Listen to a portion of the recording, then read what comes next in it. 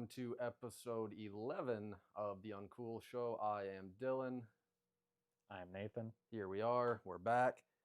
And thanks for everybody who supported the rebrand after a year off again. Thanks to everybody who reached out. And yeah, let's see what we can keep doing. Today we are talking about Remember the Titans, a movie that I think Nathan and we had talked about right after we shot the first one, and I think we agreed that it's probably the movie we've watched most in our life. Growing up, we were always watching movies as a family at night, and that was a safe choice over and over and over again. So give the audience a little bit of a look into what this movie means to us and just what the impact it's had. Well, for us as a family, for brothers, us and Sarah, our sister, whoever else, this is like part of the movie vocabulary. This is such a quotable movie. It was a true VHS classic. That was when we always popped in. Like you said, it was always a safe choice and one that we could go back to time and time again. And just as a movie fan, it was my introduction to Denzel, and that's huge for me. He's one of my favorite actors. Yeah. And even at a young age, you can't help but notice his gravitas and presence. Oh yeah, man. Like he just envelops the screen. This is a vehicle for him. Absolutely. Absolutely. And yeah, it's just a very meaningful movie for us. I'm sure a lot of other families and brothers and people who enjoy sports or just like movies in general. It's good time. This has become a modern classic. Not in terms of maybe, you can't like compare it to, Citizen Kane or The Godfather or, anything like that, all that jazz. Right. But it definitely has a real spot in the American lexicon. Absolutely. And in the public consciousness, so to speak. It's very, very hard to find somebody who hasn't seen Remember the Titans. Other than it being something that we watched a lot. It was on network TV quite a bit. It this is something that, again, it's almost Americana. It's part of the zeitgeist. Yeah, it's definitely part of the zeitgeist. Especially for people, I can't talk about like generations beyond us, but for like that millennial and Gen Z generation, this was like a cultural touchstone. Especially for, it's a Disney movie produced by Disney. It like you said, it was always on TV. I'm sure Eternally. A ton of families owned a copy like we did. Yep. And I think it was a part of a lot of young people's lives. Yeah. And it still holds up, which we're obviously going to talk Yep. about. We'll get into our categories and all that stuff later, but I guess we can do the first category now just because it's so obvious. The MVP of this movie is Denzel. Like we said, Absolutely. it's a Denzel vehicle. They're really just like letting him choose scenery and do kind of whatever he wants, in terms of his little improvisations I'm sure he was bringing to the table and all that. But it's very much just, all right, Denzel, we know what you're capable of. They let him cook. Just go cook. Just go cook. And have fun with it. And that's something that right. Not every performance gets to be, but this does feel like he had fun with it, and it was a fun role for him to inhabit.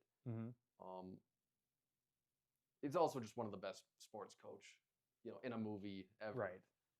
For me, it's the quintessential, sports coach. I know Gene Hackman. I was just gonna say like a big thing. He's like either him or Hackman for me. I've seen this movie so much more than I've seen Hoosiers, and that's not to say that I don't love Hoosiers. That'd be another great movie to talk about down the line. But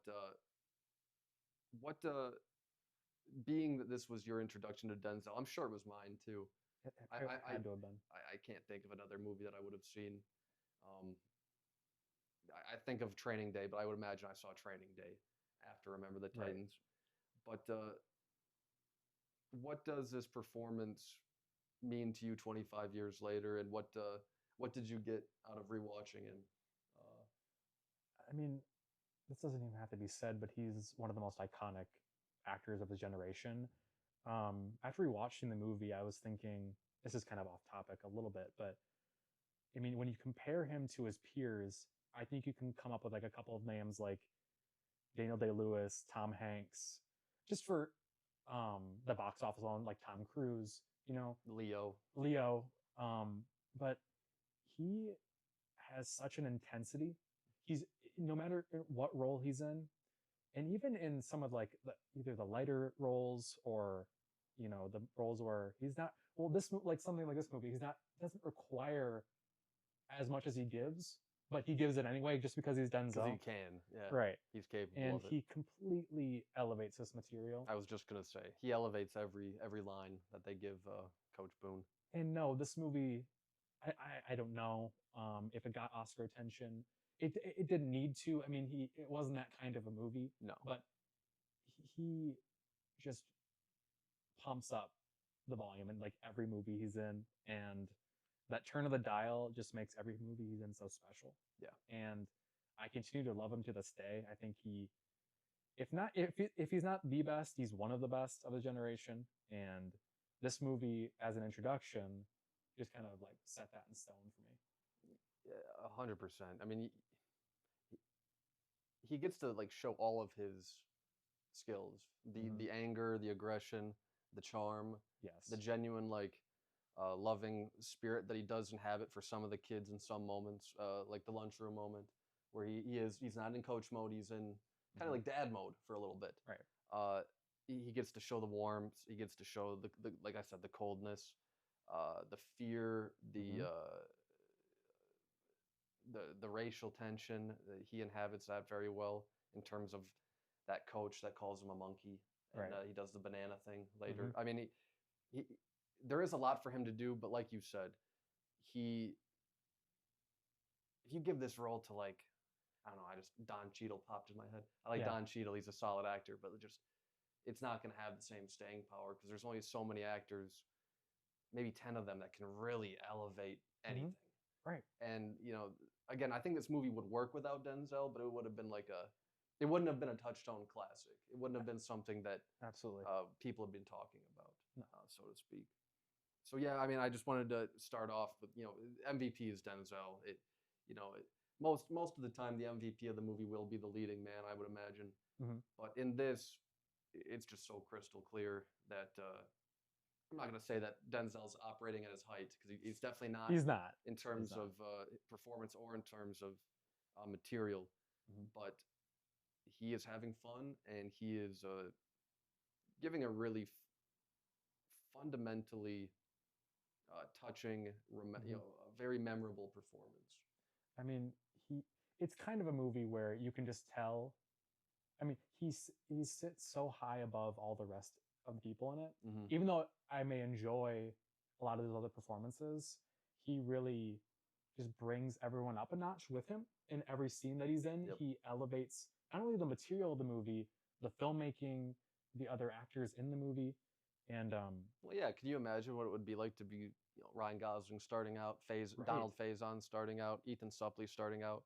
It's like you have a scene with Denzel. It's just you and Denzel, right? And you need to rise to the occasion, and I guarantee Denzel felt no pressure, but these young actors, working with somebody like that, for most of these guys, either their first, second, third film, it's a lot of pressure. And we'll get into the supporting cast because Remember the Titans has an incredible supporting cast, very deep bench, literally and figuratively. But again, if you haven't seen this movie for some reason, if you're a Denzel fan and you haven't seen Remember the Titans, it is it's corny. It's a minor cheesy, work, but it's also everything. I don't think it has to be black and white. It can both be very ham-fisted and very well done at the same time. Absolutely. I guess we actually in terms of somebody who did peak, director Boaz Yakin, however you say his name, this was definitely his peak. I guess we could give him a little attention quick. This isn't like a director's movie, so to speak. This isn't trying to be anything other than what it is. But I think it's well directed. I think, again, every character knows their role. Every actor knows what they're doing. And that is a testament to whatever he was bringing to set, which I don't know much about the production of this film, to be honest with you. I don't think there's much available. I think it was pretty like a cut and dried production where everyone clocked in, clocked out. It's I don't want to say it is competent filmmaking, Mhm. and that's always a bad thing. It's you can tell that everyone had an understanding of what kind of movie they were making, Yep. and but to give credit to Boaz, we'll just call him that. The editing in this movie, I think, is specifically very good. Yeah. I think that's also an important and crucial element in all sports movies. Yeah. The montage, the training, everything that happens at camp with the high school team. The montages in this movie are next level. They really are. Mhm. And yeah. And another part of the filmmaking itself, and we haven't talked about this, but the score. Yep. The I was Trevor definitely Rabin, thinking about the score. Rabin, another name we can't pronounce. Yeah, right.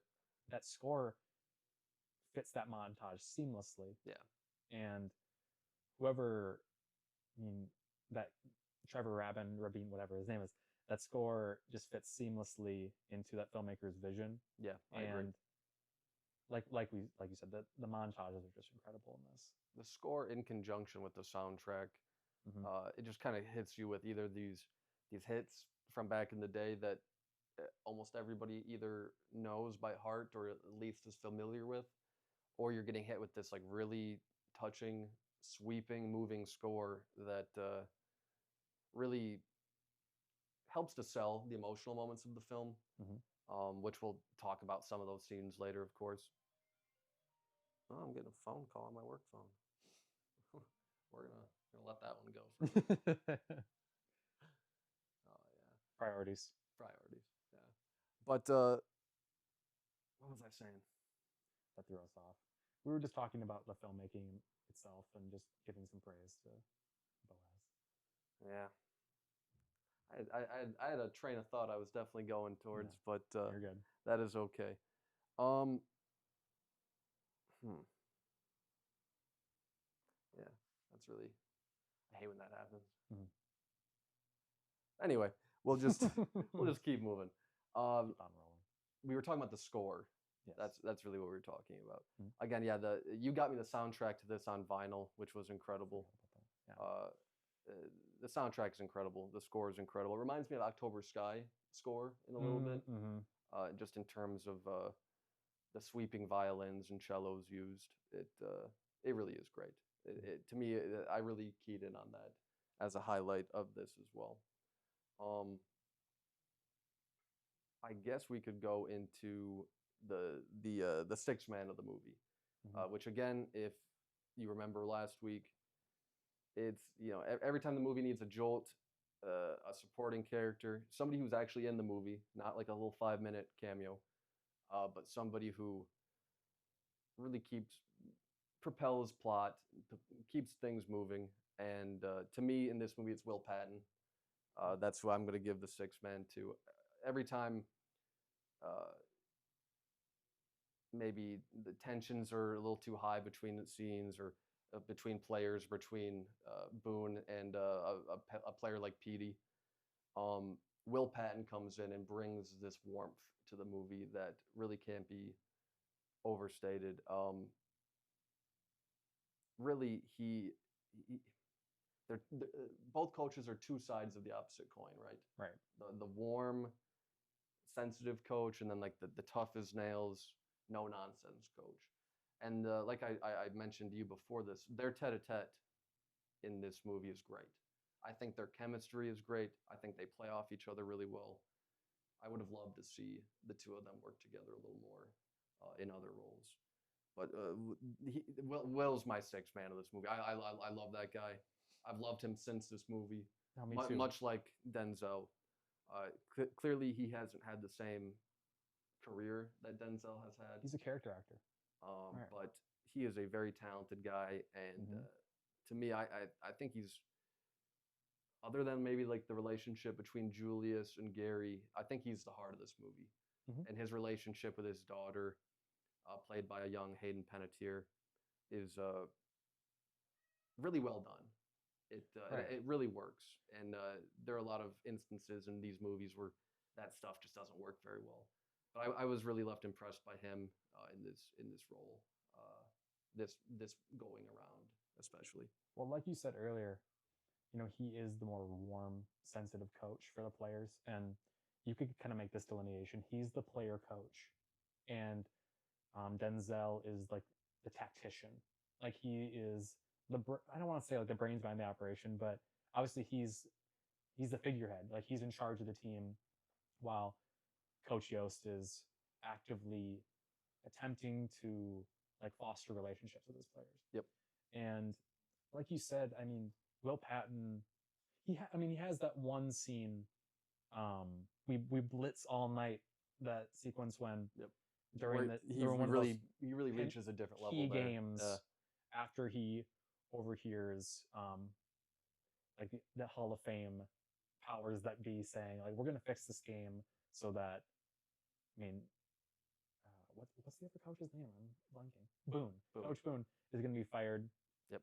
And you're going to step right back in, and your Hall of Fame resume is complete. Like you'll be fine. And then during the game, the refs are making ridiculous calls, and Yost is slowly figuring out, oh, I know what's happening. Yep. And then he goes up to the ref and tells him off and says, "I'm going to go down with you.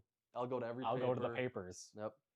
And then after that, he gives this like rousing. It's a dramatic speech, and he definitely turns it up a bit. Yeah. But it's an iconic sequence, and he talk about. I mean, Denzel brings a lot of gravitas to this movie, and in every sequence he's in. But Yost is kind of almost this like meager, quiet guy until he reaches that moment, and he truly finds his voice in the team. Yep. And I think at that point, Boone sees like all the sacrifices he's made. You know, he was the original coach of the team. Boone comes in because of the school integrating. Yep. And Yost finds his voice and propels the movie forward into the third act. Would he be your sixth man as well? Would you have a different candidate or a different character you'd rather talk about in that respect? I mean, in terms of being the sixth man, I think you could make a case that Patton is not co-MVP, but directly under Denzel. I think for a sixth man, just thinking about the team itself and thinking about the performance, I think you got to give it to Donald Faison. Yeah. I think you said like this sixth man has to bring like electricity and a jolt to every scene. And Petey is more of the like comic relief of the movie. Yeah. And like especially at the beginning when he's introduced in the gym. Yeah, great. He's high-fiving everybody. He's like the life of the party. He gets along with everyone very well. And then Denzel, as Boone walks in, completely stone-faced and does the "Why are you smiling?" Yep. Like tries to let him know undress him in front of everybody and let say, him know that this isn't gonna fly. That type of team, right? Yeah. Like we're here to win. Like take this seriously, and it's great just seeing Faison just slowly melt. You know, he's incredible in this movie. He has a very like expressive face as an actor. Like he knows how to play to the camera, and you can see that obviously in his other, facets of his career in Scrubs and in TV. I mean, he's probably more well known for Scrubs than he is as Petey. For sure. For us, it's Petey. He'll always be Petey. Yeah. But I think for a sixth man, also, I mean, his role in the actual team in the movie, he does play that sort of sixth man role after like Gary, Julius, Sunshine. He is that pivotal piece that obviously we don't know if this was true to real life, but he is that person, that like plug and play player, both in the movie and on the team that gets them wins. Yeah, stacks wins. I mean, he's great in this, and he is, like you said, he's the comic relief, but there's also a lot of heart to his performance, and a lot of interesting ego with Petey in terms of at the end of the movie him kind of putting the team under the bus because he's thinking about himself as opposed to the team, and then when Gosling gives him his spot back, that's a nice little moment too. But yeah, I mean, I can't disagree with Faison as your choice for that. He's incredible in this movie, and it's probably what got him Scrubs, or at least one of the roles that like got him. You'd have to think so. At least got him in the room for that. Moving on to the Lester Bangs, which I won't always explain these, but for the first couple I will. Similar to the Sixth Man, just with even less time, so to speak. And for this one, I had Ethan Suplee. Okay. I think every time Ethan is on screen in this movie. He's warm, he's lovable, he's funny. He is well, one, he other than Sunshine, really, he's portrayed as the only white guy who really wants to put an effort in for the new black teammates on his team. Uh, he makes it very clear right away that like I don't see color, Julius, Right. which isn't it's You kind kind of of need that in this movie. yes, You yes. you need that figure, right? In the He has no interest in like the politics of the team or the politics of anything going around him. He's just like pretty chill. a really loving, chill Right. guy. Um, and I honestly I think he has a lot of really good moments in this movie. For that I had Suppley slash Phase on. Uh, yeah, I just his scenes with Denzel are incredible. His scenes with Rev, who is his roommate at camp and who he sits with at lunch, are incredible. It just gives him a chance to shine a bit. Every character really does get their moment. Even Gosling, who's barely in the movie, they give him his song and dance little thing, which is very prophetic and weird. They give him his moments where he's like, "I'm not the guy. You don't put me out." Everybody gets their moment to shine in terms of all like the ancillary players. But yeah, I gave that to Suppley. I think he's just really, really something in this. And We'll talk about another like comic relief character, but who also does have like this heart of gold. Yep. He is a very warm character, and he kind of gets off like there's not much wrong with him. He's kind of just like, oh, he's the lovable, goofy guy, but he also, I mean, at the very end of the movie in the ending credits, I mean, he went off to be like, what was like a successful businessman. Louis Lastic. Louis Lastic. Yep. At the end of the movie, they go through all of the. They do the thing. Some of the play. Yeah, they do the thing. They do the thing. They give a little script about where they went after the events of this movie, but he is a very fun actor just in general too. Yeah. Whenever he pops up, you're excited to see him. For me, and it's funny picking this person because obviously he's so. I mean, you only can say famous nowadays. I think Gosling is a really good scene stealer, and you mentioned it before, but he is in this movie very little. Yeah, and obviously the filmmakers back then, they're casting this guy. I'm pretty sure he was in that like Disney World. He was like part of the Mickey Mouse Club in the 90s. Yep. And so he was kind of going through that system, and this had to have been one of his first movies. But obviously they didn't know what they had with him, but he just has this like goofball look on his face, and he's weaponized in this way where when he sees Gary and Julius yelling fight in the hallway, yep, bringing everyone in, he gets the ain't no mountain high enough sing along, the dance moment. He's sitting next to Ray, one of his other. It's like the villain of the movie. In his racist teammate. He's like the villain of the movie. He really is. Other than like the other coaches that like the team is going against, it's like Ray. Yeah. Ray is the guy. Yeah. But then he eventually finds his own and joins the other guys singing and dancing, and he does that little like you said, song and dance in front of Blue at the camp. Yep. They're gonna put me in the movies, and he gets these little moments here and there, like his dad is this like furious, overly involved sports dad who, yep, we all know and observe. Yeah, have seen to various degrees, but he's taken out of games, he's put back into games, and like Donald Faison, that kind of is just his role in this movie. Yeah.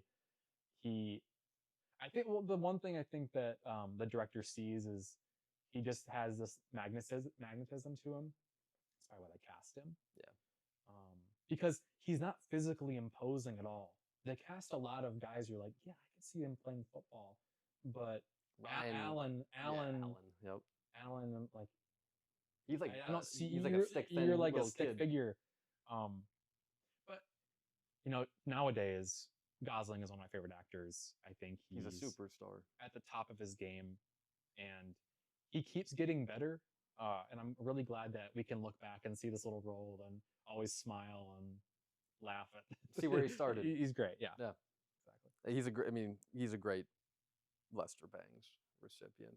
I also a little shout out to Kip Purdue, who plays Sunshine. He's right there too. He has a gravitas and a level that he brings to him, which is he's great in this. And Nathan and I talked about it. He never really took a leap, but he's great in this. Very And charismatic. he's very charismatic, very fun. You'd think he's like the star, like The you'd way he think, carries right? himself. He carries himself like the star of the team, Yep. like the star actor among all the other different actors Especially on the team. after Rev goes down. Yeah, He goes to the huddle. He's like, "All right, guys, shut up. You afraid? he's I got it. he's I got the driver of the offense. Yeah. He's the And quarterback. he figured it out. Yeah, he's great. I'm not gonna give him the award, but he's worth talking about. Mhm. We did who peaked Boaz. Again, Yeah, Boaz. This is Boaz's peak. I don't think you can say any of the actors peaked here. Yeah.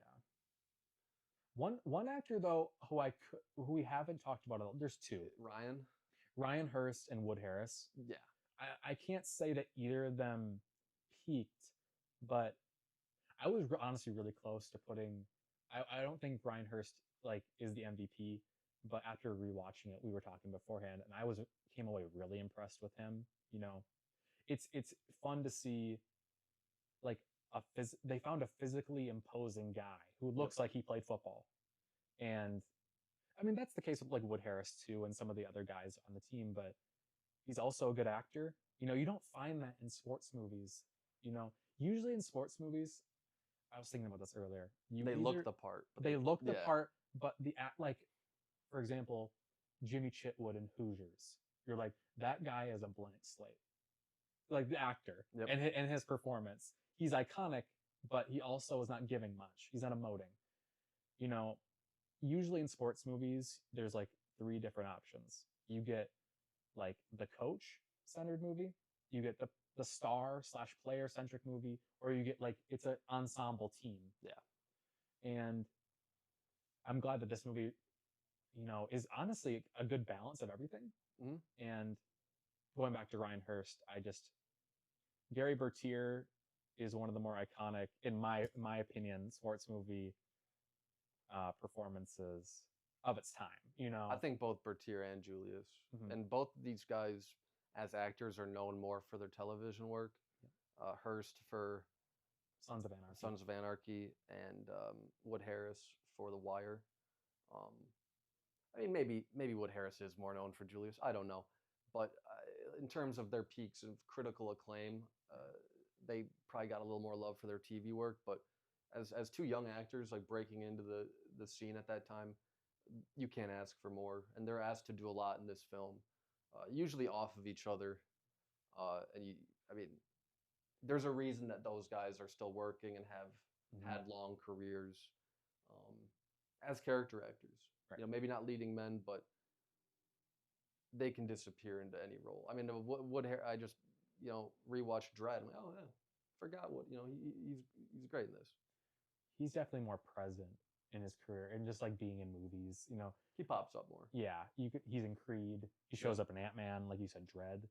But he's also very like you can tell this is also one of his first movies, and it shows, and not necessarily a bad way, because I think there's something to sports movies about this is like the discovery of these actors. They are physically imposing and they look the part, but they have something to them that's not just their body. Like they can also do some stuff. They can act, like especially that hospital scene with Gary and Julius after Gary gets in the car crash that paralyzes him. And over the course of the movie, they hate each other in the beginning. It's very. They hate each other. They love each other. Yeah. They have an argument and they kind of go and they come back. It is stereotypical. It's like the common, like, we hate each other. Now we're the best of friends by the end of the movie. Yep. And they play off of each other really well, but they both give very empathetic and emotional performances. Yeah. I'm always kind of impressed with that sequence, but after this last rewatch, I was more. Yeah, I love that whole. We'll get. I guess that's a good segue. Is that your favorite scene? It's definitely one of mine. You mentioned that was one of yours, right? Yeah, I think. It's heartbreaking. The moment Julius gets to the hospital is like there's a whole tone shift for the rest of the film. I think everything preceding that, which would also win my best needle drop, the moment Fire and Rain drops after they win the game to go to the state championship, Everything there is just incredible. That whole like 5 minute sequence. That's probably my favorite 5 minutes of the movie. Mhm. You have Coach Yost talking to his daughter about why he made the decision. You have everything with Julius and Gary as they part ways for the night. Yep. You have the car crash, which kind of ends Fire and Rain. You see Denzel and his family celebrating yes, in the neighborhood, I was just and then gonna you say. see, I mean, all the white neighbors are like, "Oh yeah, we finally, Yes, you know, we're on board we're now. on board We're on now. board Now that we're winning, Now that we're winning. Yeah, and our exactly. and our town is on the map." The Shane Gillis Yeah. clip that I showed you. Yeah. Yeah. That would be that's my favorite scene. Everything leading up to the hospital and then the hospital scene. You know, only kin are allowed in here. Yeah. Alice, don't you see the resemblance? That's my brother. This is my brother. Yeah. And she just leaves the room. And it leads to one of the better exchanges, probably the best exchange of dialogue in the movie. But yeah, that's probably my favorite scene. But I also just want to give a shout out to all the montages. I love the montage of them winning. Mm-hmm. When they're going on their winning streak and the town. I think genuinely that's a great scene. Are you talking about like the B-roll? Yeah, camera. So that is part of my favorite. it's incredible. My favorite sequence. This is about like maybe not even 5 minutes, but whenever they come off this big win and Julius is waiting outside at Gary's house, and then Peace Train by Cat Stevens is playing, and then I mean Julius looks so uncomfortable. He's in a completely white neighborhood, and this cop rolls up and at first he doesn't look too friendly. No, the cop, and then he's like, "Man, that was a fantastic win you guys had last night." And then Julius goes like, "Thank you," and then "Thank you, officer." Yep. And then the officer drives off, and then Gary comes out, welcomes him, like big hug. And Gary's mom. Just in filmmaking, I love how it stays on them, and then sees them through the window. Yep. And yeah, Julius gives Gary's mom a huge hug. That like picks her up. And then that leads into, I think, one of the better. I mean, just in terms of how it's like framed. I don't know if you noticed this, but when it switches over, like so, Al, who plays Alan? Gosling is filming, and he's looking into the mirror, and the screen shrinks. Yep. Into goes to like a different aspect 16 millimeter or whatever it is. And then the montage goes over Long Cool Woman, which is a great song by the Hollies. Yep. So yeah, I think those two needle drops go hand in, like Peace Train into Long Cool Woman. I love that. Yeah. That's probably like the most joyous section of the movie, for sure. The winning streak and them interacting with the town and them interacting with each other and growing and bonding as a team.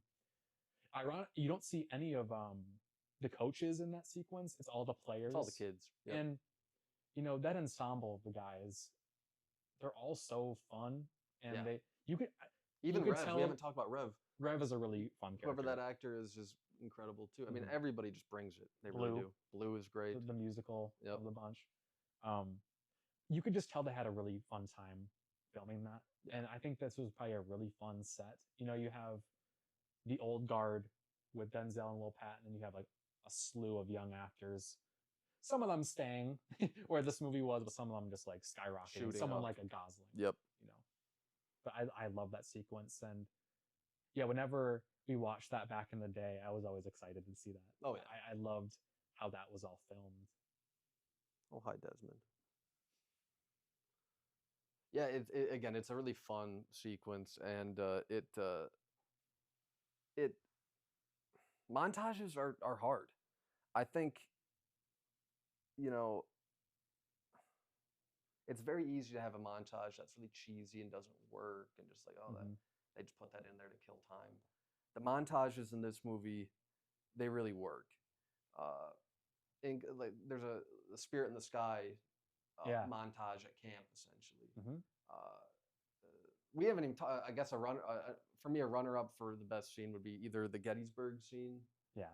That speech is great. It's probably the most iconic scene in the movie, honestly. Or I think you and our family has a soft spot for where they're all leaving for camp. And Denzel puts his foot down and asserts power over Gary and Ray.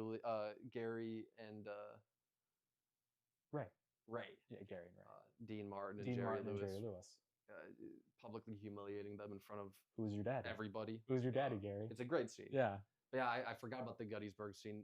That whole part of the film is really effective. It's cheesy and the score is super. It really is. But it's fun. It works. And it works. Despite it being cheesy, it works. Which is kind of this whole movie in general. Yeah, super cheesy. But no, it's so much. But it's like a self-aware cheesy. Absolutely. It like you said, it knows what it is, and it doesn't pretend to be anything other than that, which is great. You had brought up an overacting award before we started. There's a lot of overacting in this movie, to be honest with you. I would have to go. It's pretty incredible at times. With either, I think I got this right. Tim Ware, you probably don't know who this is. I just looked it up. Who plays Alan's dad? Oh, okay. He is just unbelievably. He's always at 11. Yeah, that's all I forgot. In every single scene he's in, there are a couple sequences when you go to hell. Yeah. Oh, that's the coach. That's the other coach. Yeah, he might. He is also a little bit. He's my winner. Yeah, that's who I had. In mind. That was definitely a candidate for me. But yeah, Alan's dad. I didn't even think about him. He's perfect. When Alan is pulled out of one of the first games of the season, he freaks out, stands up, yells at Coach Yost, and then when a child tries to calm him down, he yells, "Stay out of it, girl! Stay out of it, girl!" Yells at a child and goes back to the game. Like I think even when I was young, we always found that amusing, that performance. Yeah. And he definitely has probably the top spot. There's another one. The guy who plays Ray, Burgess Jenkins. I was just gonna say Ray might be up there too. He's like hard. So like dour, and like he's always got this grumpy look on his face. He's never happy, and he's definitely going for it. Like this one sequence when Ray does it in the movie. Ray mentions earlier to Gary that like they, meaning the black players, better watch out because I can just choose not to block for them at any time. And the quarterback Rev gets hurt because of it. Gary sees this and then eventually talks to Denzel one-on-one saying we need to cut Ray. Yep. And then because Denzel has this policy saying I will never cut a player if reasons are brought to me that we can handle them. And then Gary has a conversation with Ray, and Ray is all like, "You join them, huh? Like you join the black players. You're under Coach Boone's wing, like." Yep. And he definitely plays it up, and I honestly think it's better for the movie when he exits, and that's also just a function of that character. 100%. Like you said, he is one of the key villains, especially on the team of the movie, because there aren't many villains on the team itself. Within the players, because everybody does come together other than Ray.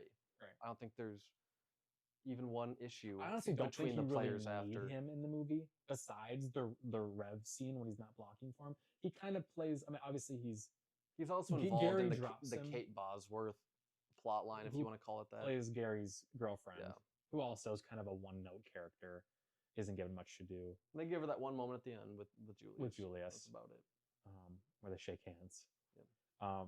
But Ray is also Gary's best friend at the beginning, and Gary eventually just like, this guy's bad news. Yeah, this guy's bad news. I don't want to be around him. Yeah. And then picks up Julius. But no, I think he's definitely a prime candidate for the overacting award. Mm-hmm. I would definitely still say that whoever plays Gosling's dad, Alan's dad, or whoever is the coach who ends up leaving the team due to his own bunch of stuff, due to his own racism. Right. Oh, he's in everything. I just watched Super 8 not long ago. He's the sheriff in Super 8. He's a that guy. I should know his name because I've seen him in probably 30 projects by now. Right. He always plays that type of guy, either a cop or like a coach or someone like a small town imposing heavy, Right. But yeah, he's definitely going for it in this. Yes. But I would agree with you. I think Alan's dad, now that you've brought it, he's wild. He is wild. I meant to bring this up earlier, and not even, I guess we could call it the William Miller Award for Best Child Actor. There's only really one child actor in this. Hayden Panettiere is really good in this. She is really good. The young actress who plays Denzel's daughter as well. She doesn't really have much to do, but she's fine. Yeah. But Hayden Panettiere is pretty solid in this. She has to cry quite a bit. She has to get emotional. She has to be angry. She has to be sweet. she actually has quite a bit she's doing. And I don't know how old she is, maybe like 7, 8, 9. Yeah, But yeah, she's pretty good for a kid in this. And again, the relationship between her and Will Patton could have been really, really ham-fisted and not right. working at all. She makes it work along with Will Patton, of course. For a child actress to be able to do that, she's nowhere near MVP or co-MVP or six-man level or anything like that. But she's good in this, Well, and she's very sweet, and yeah. she's very She gets to be more sweet. yeah, She's very sour at the beginning of the movie, for sure. considering her dad is demoted to assistant. But you also have to she's a kid going through a divorce. Right. The movie doesn't. It hints at it quite a bit, but it never really talks about it. But Will Patton's wife, Coach Yost's wife, had left him because of how much time that he was putting into the job, and she decided to stay with Dad. So it doesn't really go into it other than that. But that's a dynamic that I'm sure was being talked about in terms of her performance. And again, I think she does a good job. She's solid. One thing I read about in my little research, IMDb research on this movie, I don't know if you read this, but in real life, he had, but I think he had 4 or 5 daughters. And they just kind of and so they kind of, in a way, all those daughters, I think every daughter in real life lived with the mom, but Cheryl was the one most directly involved and more passionate about the football itself, and was like the daddy's girl of the group. Yeah. But yeah, I mean, going back to Hayden, she goes not toe to toe. It's not that kind of a sequence, but she is in dialogue sequences with Denzel and Will Patton, and holds her own and doesn't move. She's kind of like an unshakable little force, little precocious girl. Yeah. But also, another aspect of that character that I like is, since Yost is so quiet and introspect, he's always looking inwardly. He doesn't really get angry often. She's kind of like his sounding board in a way, kind of voicing his frustrations, because she's obviously a little girl. She doesn't know any better. She knows her dad though, right? Yeah, and she knows, how he feels. She's a very empathetic character in that way, even though she is a little stubborn girl. But you're right. I think she could be in the running for like a 6-man or she's the Lester incredible in Bangs, this for a kid. where every time she's on screen, she's funny or it's heartfelt. I always love that little moment in the beginning where she kicks that guy in the back of the knee or the back of the leg when he tells her dad that he's losing the job. And he's there on Yost's side. He's like, I wish we didn't have to do this. I love you, man. You're a great coach. You're a great guy. And she's still just it's a very real moment for a child, especially a child going through a divorce and going through this, going through that. It's just that's the frustration. Her she yells at the players. She calls them a bunch of sissies when they're fighting over water. She's really funny. And I definitely think that she was worth highlighting. The rest of her career, I mean, she did Heroes, and she was kind of like the main thing for Heroes for the first 2 seasons. But yeah, I think she's done acting now, to be honest. I think she retired, but she had to come back as Kirby in Scream, which is a favorite for us. That's true. Maybe she's in Scream 4 and Scream 6, and she's fine in those. She's really good in Scream 4. I think. Well, you know what? We will be doing some Scream podcasts, and we'll definitely do a Scream 4 one. I love Scream 4. Anyway, anything else you want to talk about in terms of Remember the Titans instead of Scream 4? like I said, for our Almost Famous pod, I think this is like a YouTube clip classic. I'll always go back and look at certain sequences, and it's a warm hug of a movie. It's very it's definitely a comfort movie, Almost Famous. Yes. Another thing I want to talk about very briefly is, in a lot of these sports movies, there's an outsized epic or importance to them, and that's reflected in the runtime. This movie is so tight, an hour and 45 minutes. I think that's right, or however long it is. Yeah. And it moves. It doesn't stick too long. Not a lot of wasted fat. No, there's no fat. Maybe none. Yeah, I can't think of a scene I'd cut. Every scene is important. Other than Ray, I think we could. Other than that character, who I don't even know. maybe he didn't even exist. I don't know, but um, it's so tight it moves, and you could make an argument that you'd like to see more of like the season itself and the dynamics, but that's why like a show like Friday Night Lights is so important. You get to see the course of the season, all the dynamics. In a movie, you want it to be more contained. Yeah. And of course, you're going to lose some character development and dynamics that should be maybe a little bit more in focus. But I really appreciated, especially on the rewatch, how short this is, and it doesn't feel too short, or it doesn't, it feels perfect. Yeah, perfectly length. I had a thought and it just left my mind again. Well, I'll save you for a second. Yeah, please do. Like we said earlier, this is a VHS classic, but it's also a movie that I've owned on like every format. We've gone from VHS, DVD, Blu-ray. Let's cross our fingers for a 4K. There'll be a 4K eventually. But it's a timeless classic for me. It's very important for us and our family, and my film fandom, and like I said, my relationship with Denzel and a lot of these other actors. We didn't really touch on this, but a lot of these actors are these characters for us. Yeah. Instead of like, well, we're not going to call Wood Harris Julius all the time, but like that's Julius. Yep. And obviously he's going to be in other movies, like a lot of these other actors be in other movies, and they're playing their roles, but just sentimentality comes into play, and you're like, oh, those are the guys I watched when I was younger. Other than Denzel and Gosling, everybody is their character for. It's true. Me. Even though they put in good work in other stuff. Patton's great in a lot of other stuff. He's still always. They're so inherently tied. Yeah. Like you said, those are, I think you're right. Denzel and Gosling are the only two that you're like, I see them for something. Because they're large. They're larger than the movie, Right. And not Gosling at that time, but yet, what he's turned into. I never think of Alan when I think of him. I usually think of like Drive or Place Beyond the Pines. Right. Those are two movies that really pop into me. It'd be cool if it was Alan though. Every time I saw Gosling, it's Alan. That's Alan. It's Alan. But Alan's going to be in the new Star Wars movie. Oh gosh, yeah, he's going to be the star. I mean, for someone like Denzel, Remember the Titans is maybe like the heart pick for like who I see him for, but he's had such a great career, and like I said earlier, he's one of the best actors of all time. So, and hopefully we get to see a lot more from him still. I still need you to watch Flight. I want to definitely watch Flight. That's still one of Denzel's better performances. He's incredible. I haven't seen a lot of his still. No, me too. I can't wait to watch more. It's always a treat watching a new Denzel movie. He always brings that certain intensity, but he's a chameleon. Mm-hmm. Even though he has like that force in all of his performances, like I said, he's just one of the best. You can't deny that. He's undeniable. Oh, I know. Denzel, and beyond his talent as an actor, he's a really good man too. Mm-hmm. He has a really good head on his shoulders. I really like his mentality when it comes to his personal philosophy on life. He's just a great guy.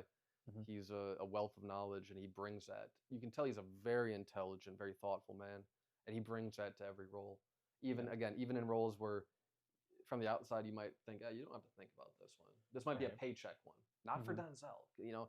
When you're a certain level, like a Denzel, like a Daniel Day, like a Leo.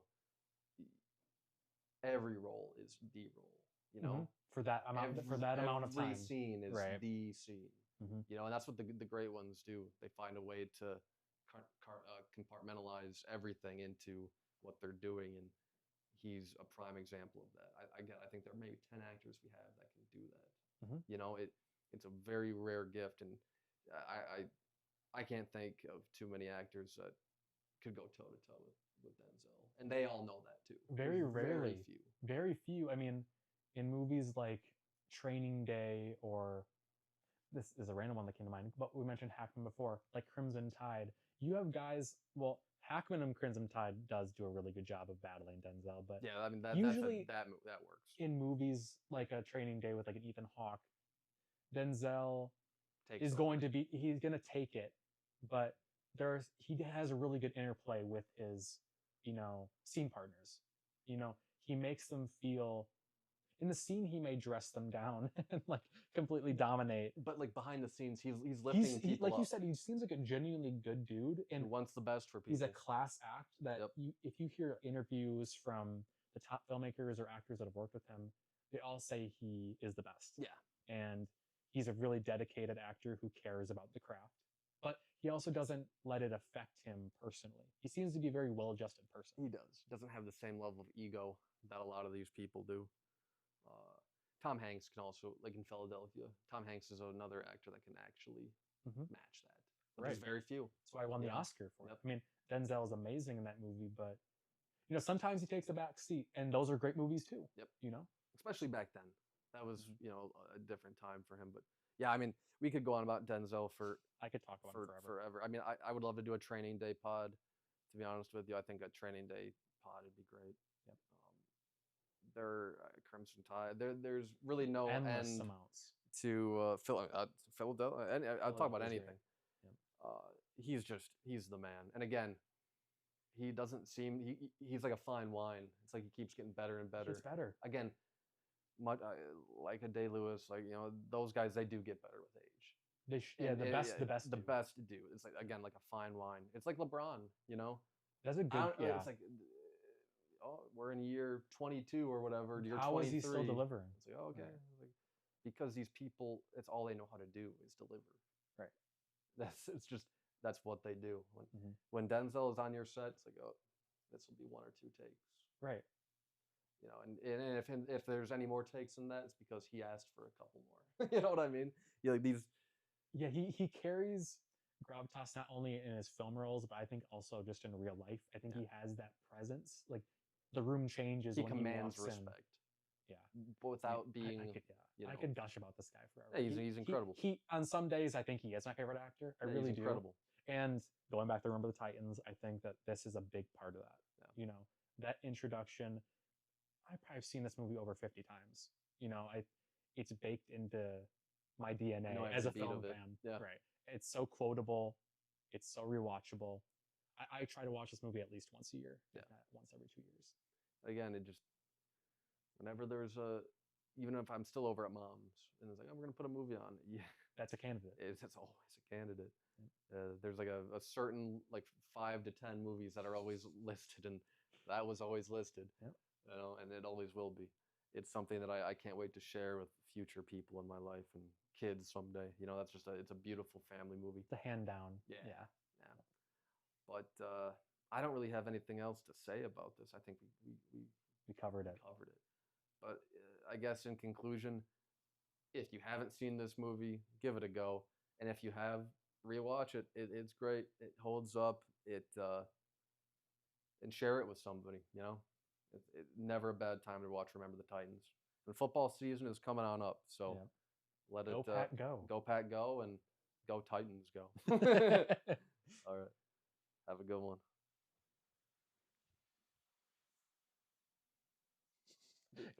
Go Titans go.